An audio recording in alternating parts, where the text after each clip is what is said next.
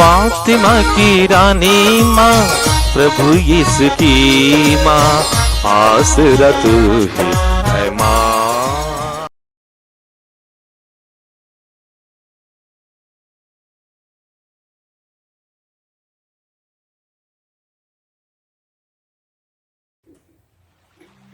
पहला पाठ सामुएल का पहला ग्रंथ, अध्याय 16, पद संख्याएं 1 से 13 तक। प्रभु ने सामुएल से कहा, तुम कब तक उस साउल के कारण शोक मनाते रहोगे, जिससे मैंने इस्राएल के राजा के रूप में अस्वीकार किया है?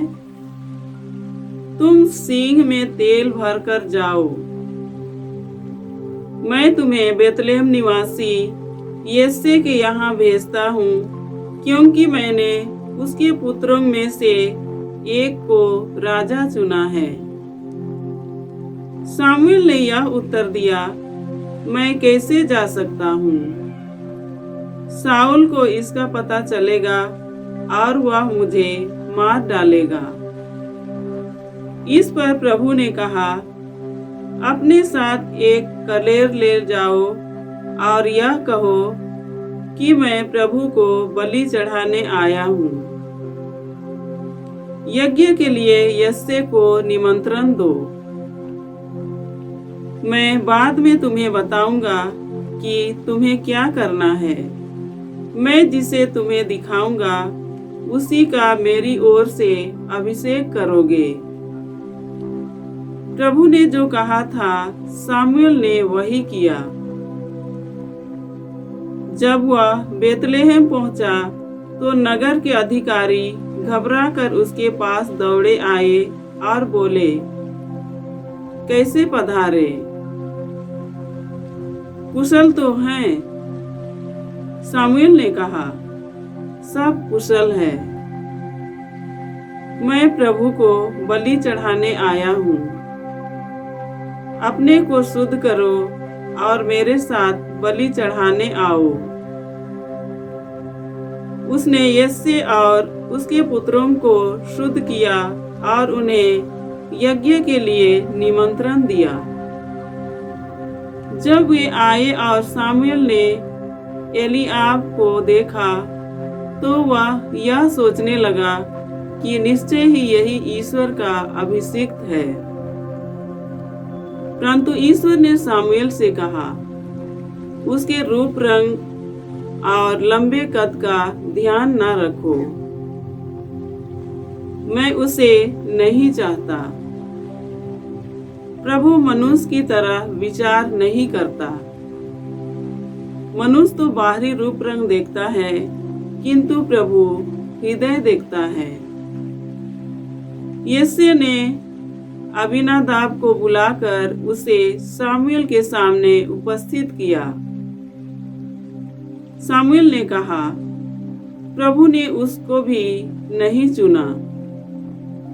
इस प्रकार यिशै ने अपने 7 पुत्रों को सामुएल के सामने उपस्थित किया। किंतु सामुएल ने यिशै से कहा, प्रभु ने उनमें से किसी को भी नहीं चुना है। उसने यिशै से पूछा, क्या तुम्हारे पुत्र इतने ही हैं? यिशै ने उत्तर दिया, सबसे छोटा यहाँ नहीं है, वह भेड़ें चरा रहा है। तब सामुएल ने यिशै से कहा, उसे बुला भेजो। तब तक वह नहीं आएगा। जब तक वह नहीं आएगा, हम भोजन पर नहीं बैठेंगे। इसलिए यिशै ने उसे बुला भेजा। लड़के का रंग गुलाबी, उसकी आंखें सुंदर और उसका शरीर सुडौल था। ईश्वर ने सामुएल से कहा, उठो, इसी को अभिषेक दो। यह वही है। सामुएल ने तेल का सींग हाथ में ले लिया और उसके भाइयों के सामने ही उसका अभिषेक किया। ईश्वर का आत्मा दाऊद पर छा गया और उसी दिन से उसके साथ विद्यमान रहा। सामुएल लौटकर रामा चल दिया। प्रभु की वाणी। ईश्वर को धन्यवाद। भजन अनुवाक्य। मैंने अपने सेवक दाऊद को चुन लिया। मैंने अपने सेवक दाऊद को चुन लिया। तूने प्राचीन काल में दर्शन देकर अपने भक्तों से यह कहा था, मैंने एक पराक्रमी योद्धा को मुकुट पहनाया। मैंने जनता में से एक नवयुवक को चुन लिया। अनुवाक्य। मैंने अपने सेवक दाऊद को चुन लिया। मैंने अपने सेवक दाऊद को चुन लिया। मैंने अपने सेवक दाऊद को चुनकर अपने पवित्र तेल से उसका अभिषेक किया। मेरा हाथ उसे संभालता रहेगा और मेरा बाहुबल उसे शक्ति प्रदान करेगा। अनुवाक्य। मैंने अपने सेवक दाऊद को चुन लिया। मैंने अपने सेवक दाऊद को चुन लिया। वह मुझे कहेगा, तू ही मेरा पिता, मेरा ईश्वर और मेरा उद्धारक है। मैं उसे अपना पहलौठा मानूंगा और उसे पृथ्वी के राजाओं का अधिपति बनाऊंगा। अनुवाक्य। मैंने अपने सेवक दाऊद को चुन लिया। मैंने अपने सेवक दाऊद को चुन लिया। जय घोष। हालेलुया।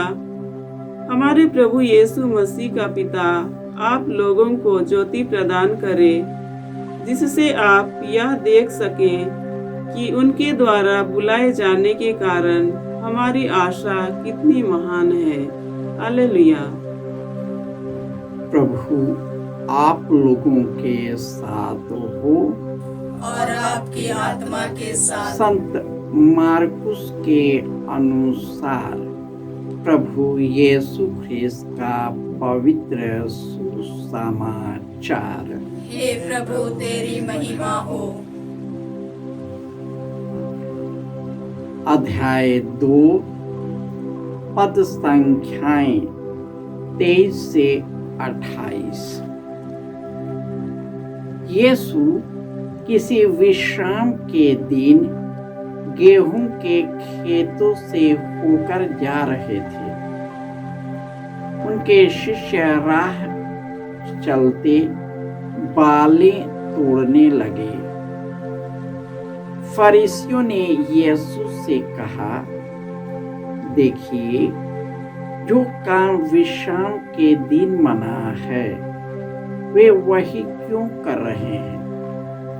यीशु ने उन्हें उत्तर दिया, क्या तुम लोगों ने कभी यह नहीं पढ़ा कि जब दाऊद और उसके साथी भूखे थे और खाने को उसके पास कुछ नहीं था, तो दाऊद ने क्या किया था? उसने महायाजक अबियाथर के इस मंदिर में प्रवेश कर भेंट की रोटियों को खाया और अपने साथियों को भी खिलाया। याजकों को छोड़ किसी और को उन्हें खाने की आज्ञा तो नहीं थी। यीशु ने उनसे कहा, विश्राम दिवस मनुष्य के लिए बना है, न कि मनुष्य विश्राम दिवस के लिए। इसे मानव पुत्र विश्राम दिवस का भी स्वामी है। यह प्रभु का सुसमाचार है। हे क्रिस्त तेरी स्तुति हो। ख्रिस्त में प्यारे भाइयों और बहनों, जिस प्रकार सामुएल ने लोगों के कहने से राजा दिया था और उसने राजा की सभी कमियों को बताया था, वह कमी दिखने लगी।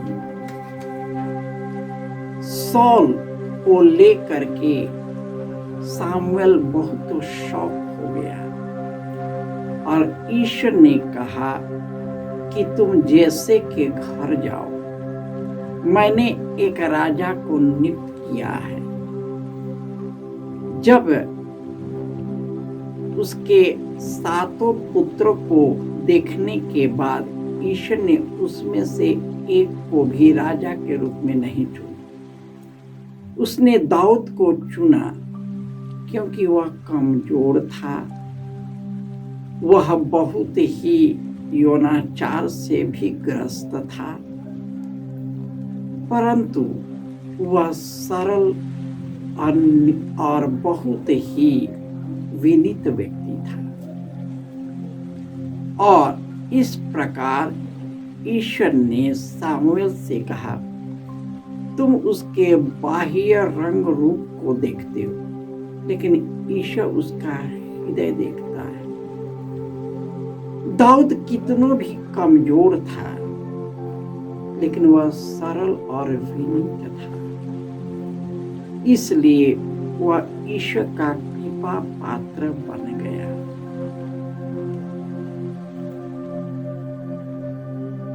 ईश्वर ने अपने पुत्र यीशु को भेजा, जो मनुष्य की बनाई रीति रिवाजों और नियमों को नहीं, वह ईश्वर के नियम पर चलते हैं। जब उनके शिष्य बालें तोड़कर खाने लगे तो लोगों ने शिकायत की कि आपका शिष्य विधान की मंजूषा को क्यों तोड़ते हैं।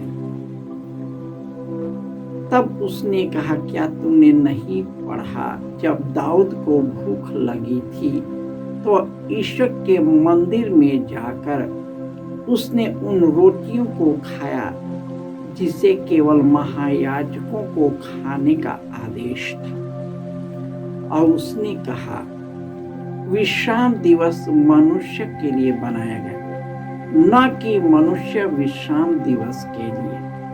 और यहाँ वह मानव पुत्र है जो विश्राम दिवस का भी स्वामी है। ईश्वर यीशु को अपने रूप के रूप में भेजा, पूरे अधिकार और शक्ति के से भेजा, लेकिन यीशु ने उसी शक्ति का प्रयोग किया जो स्वर्ग राज्य के लिए अच्छा और उत्तम था।